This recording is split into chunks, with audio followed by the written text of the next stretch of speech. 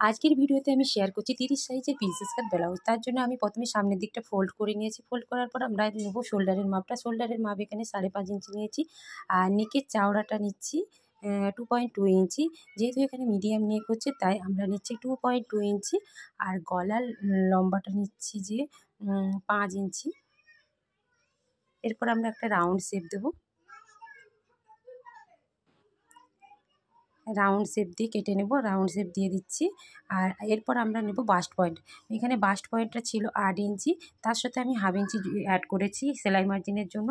Bast point যার যতটা বেরোবে তার ততটাই নিতে হবে, তার সাথে হাফ ইঞ্চি অ্যাড করে নিতে হবে। এরপর আমরা আসছি টাক্স পয়েন্টে। টাক্স পয়েন্টের জন্য আমাদের নিতে হবে ছাতি যা আছে তাকে 10 দিয়ে ভাগ করলে যেটা বেরোবে সেটাই নিতে হবে। এখানে ছাতি যেহেতু 30 ছিল তাকে 10 দিয়ে ভাগ করলে 3 ইঞ্চি, তার সাথে আমি 2 ইঞ্চি এক্সট্রা নিয়ে নিচ্ছি, তাহলে 3.2 ইঞ্চি আমি নিয়ে নিচ্ছি। এরপর আমরা কি করব, ওই টাক্স পয়েন্ট থেকে নিচের দিকে সোজাসুজি একটা লাইন, স্ট্রেট লাইন টানবো।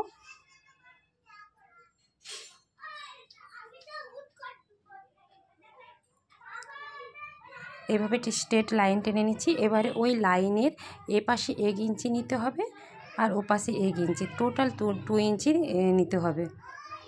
এরপর আমরা উপরের দিকে যেহেতু জামার ঝুলটা বাড়ানো আছে তাই আমরা 3 ইঞ্চির জায়গায় 3.5 ইঞ্চি নেব।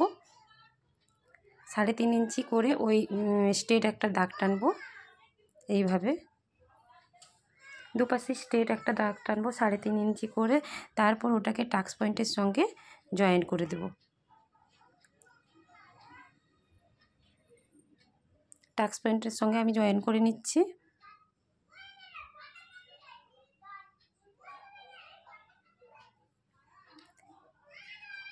এরপরে আমি আর্ম হোলের কাছে টাক্স পয়েন্টটা বের করব। এর জন্য আমি নিয়ে নিচ্ছি 4.5 ইঞ্চি।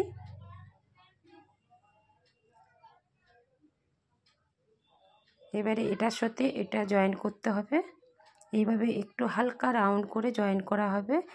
আর দুপাশে এটা টেকিংটা দিতে হবে এখানে, তাহলে বগলের শেপটা খুব সুন্দর আসবে, ওখানে কোনো ভাঁজ পড়ে যাবে না। এইভাবে কেটে নিচ্ছি।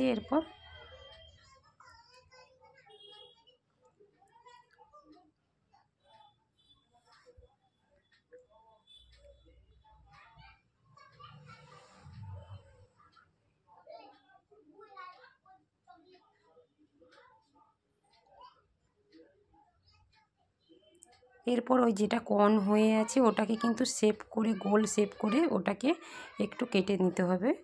কেটে নিলে আমাদের প্রিন্সেস কাট ব্লাউজ, 30 সাইজের প্রিন্সেস কাট ব্লাউজ কাটিংটা রেডি।